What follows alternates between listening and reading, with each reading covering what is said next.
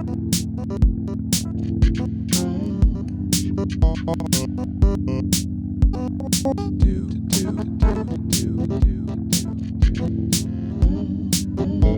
to die.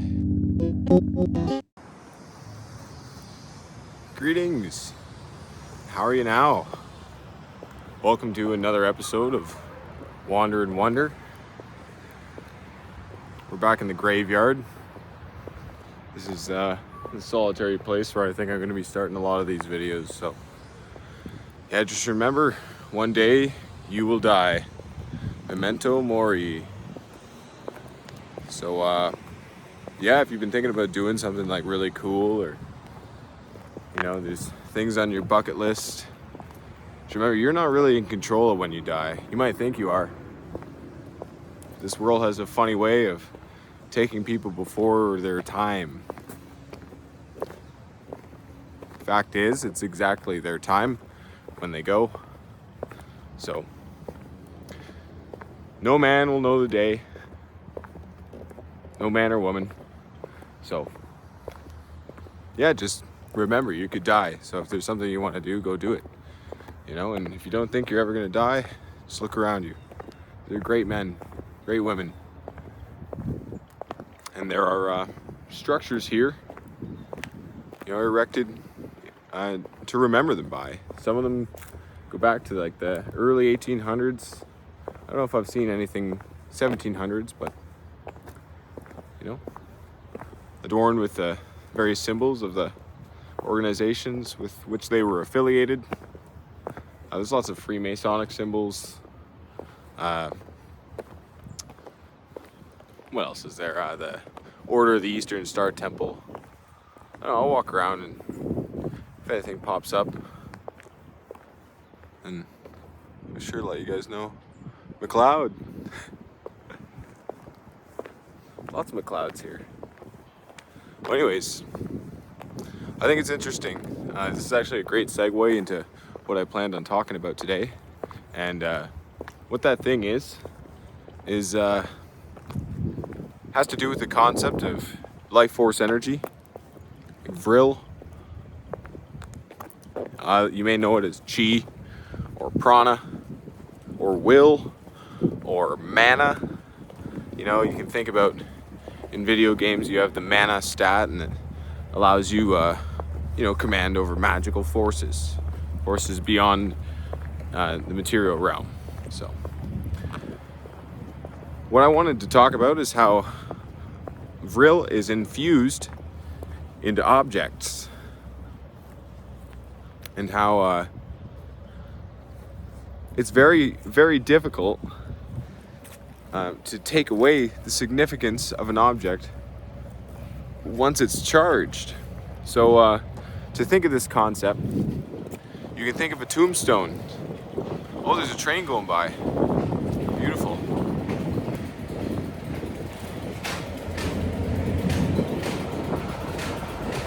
So I'll get nice and close so you can hear me. To think of this concept, think of a tombstone. At the funeral, the object is charged with psychic power, you could say, because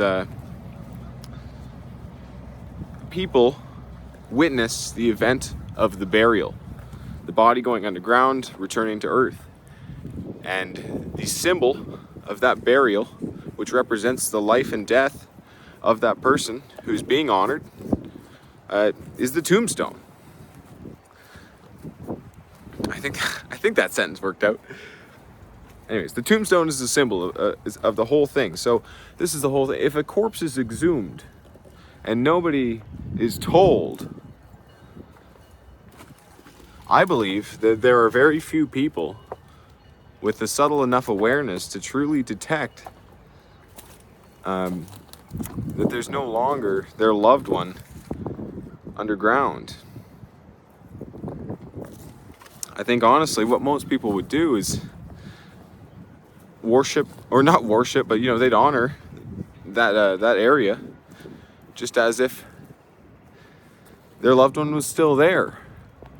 And so it's although the significance of the burial, the life, and the death have all charged this symbolic aspect, you know, the tombstone. You can think of it as like a blessed object.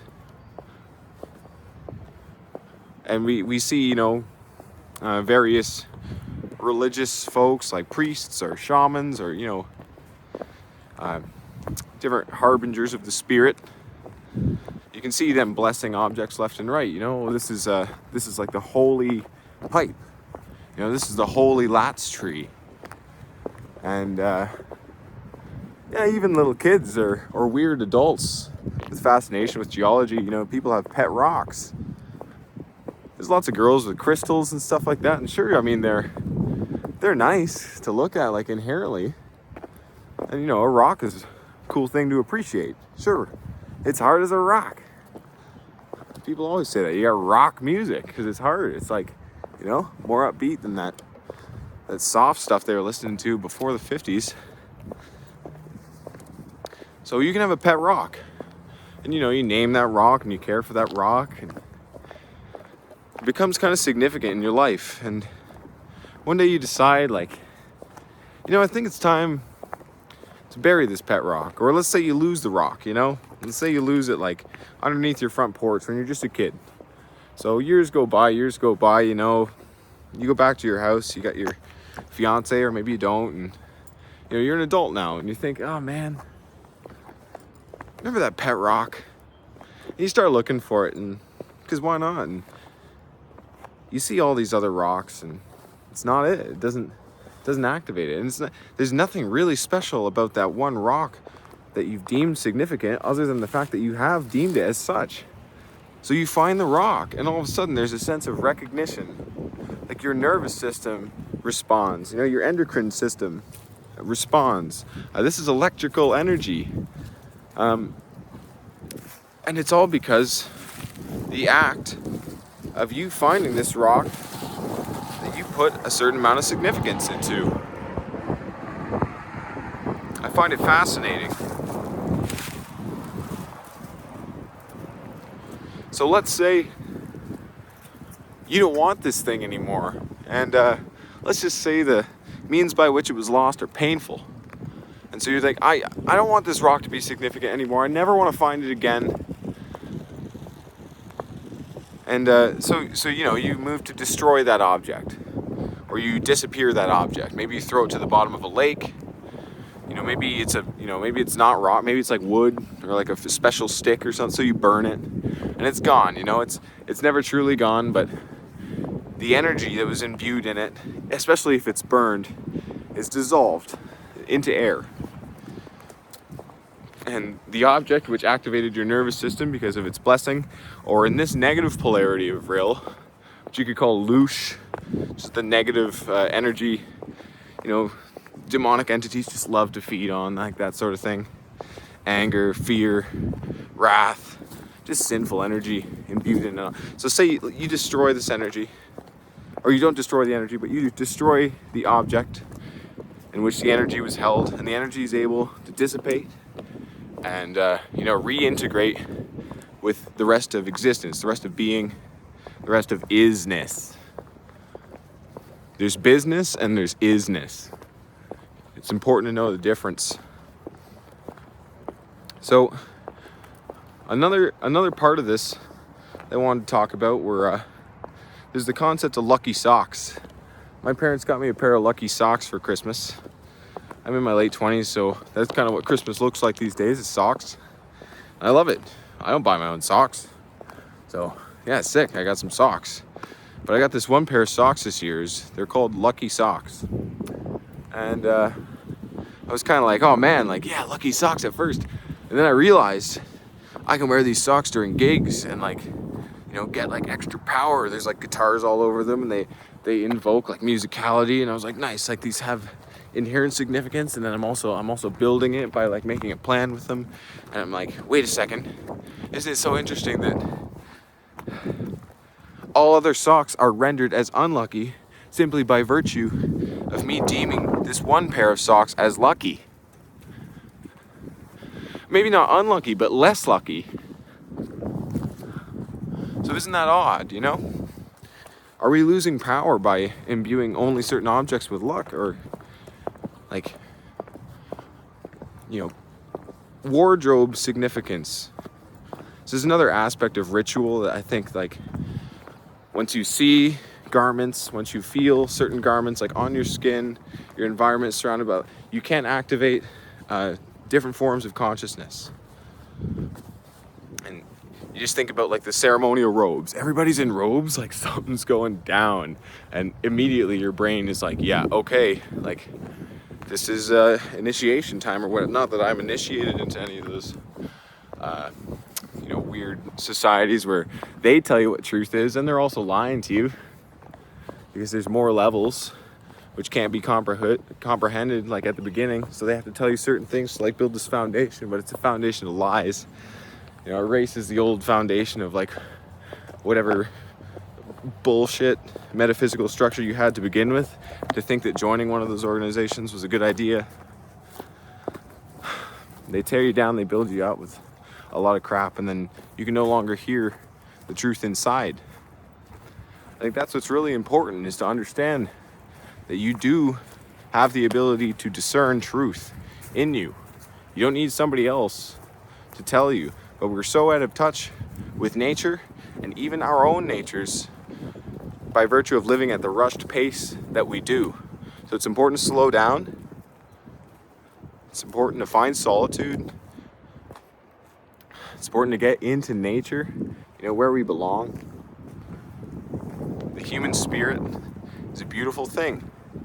It should not be neglected. So, I have little rituals throughout my day, and going for a walk is one of them. You know, I like a certain path, and sometimes I listen to the conscious call and it says, hey, go that way instead today. So sometimes I do. But most of the time I have a pretty similar route because I felt out like almost like a power path.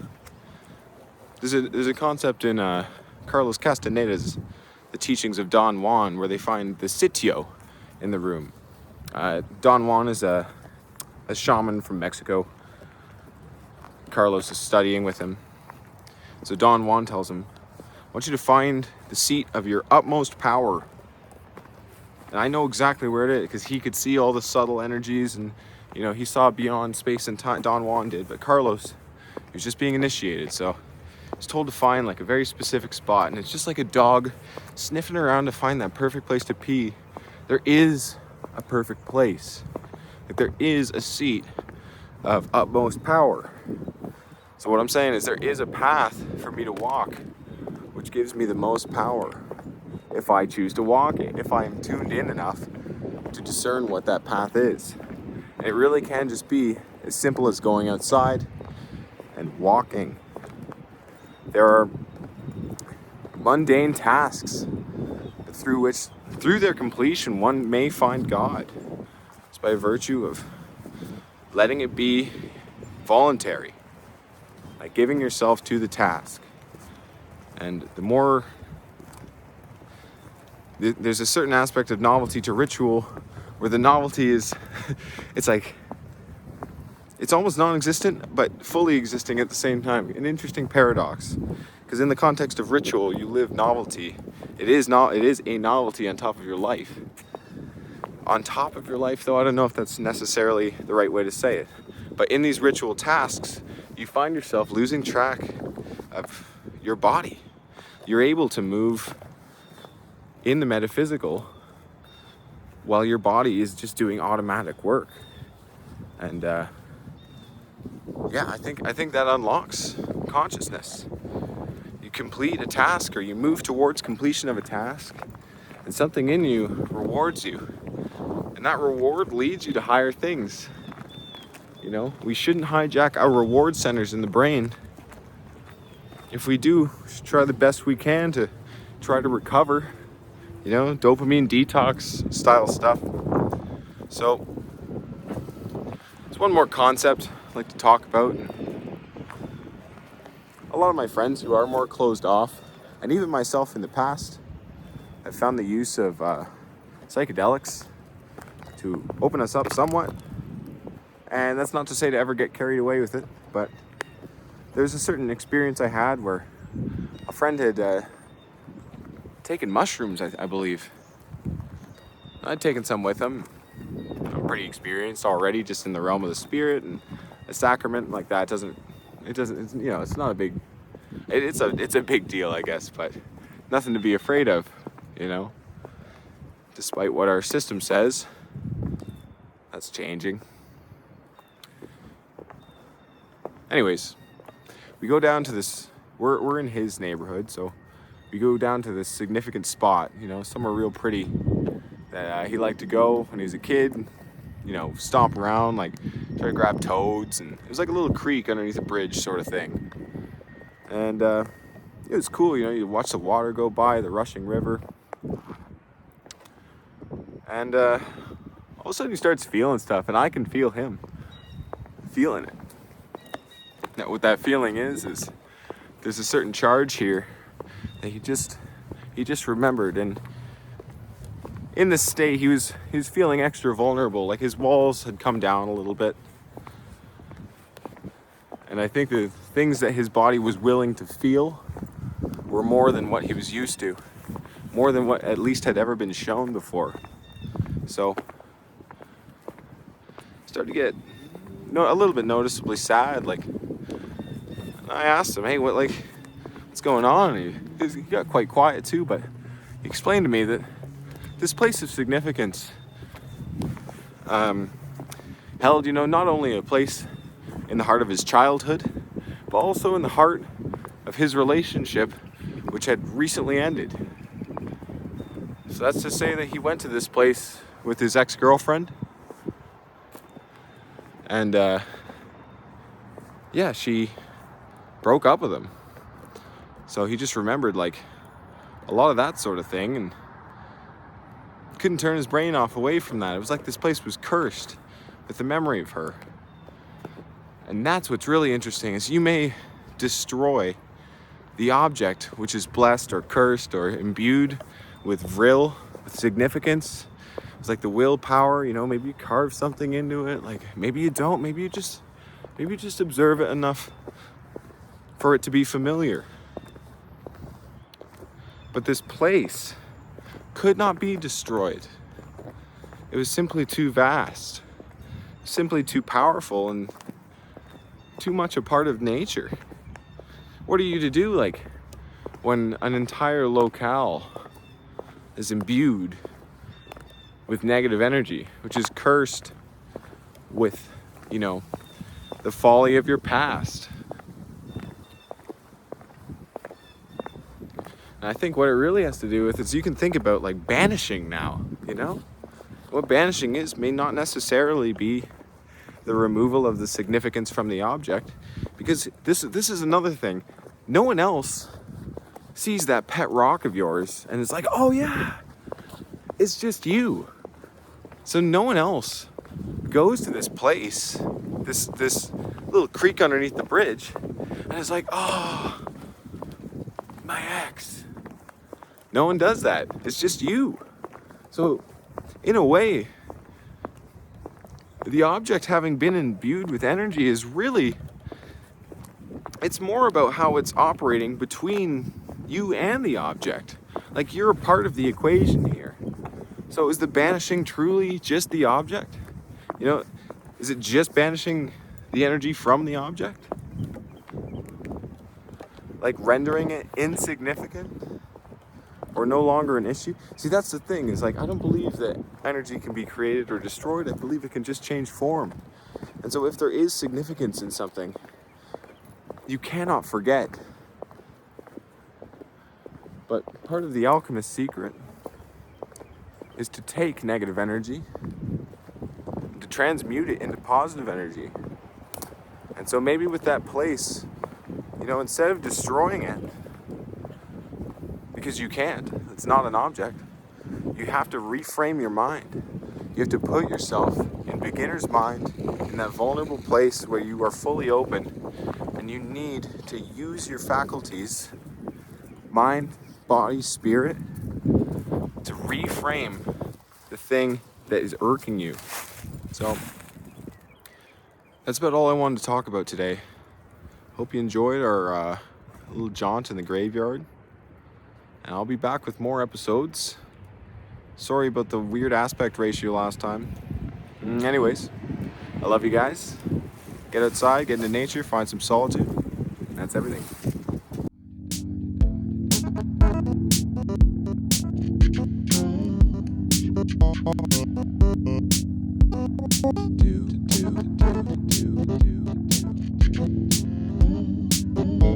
Or to die.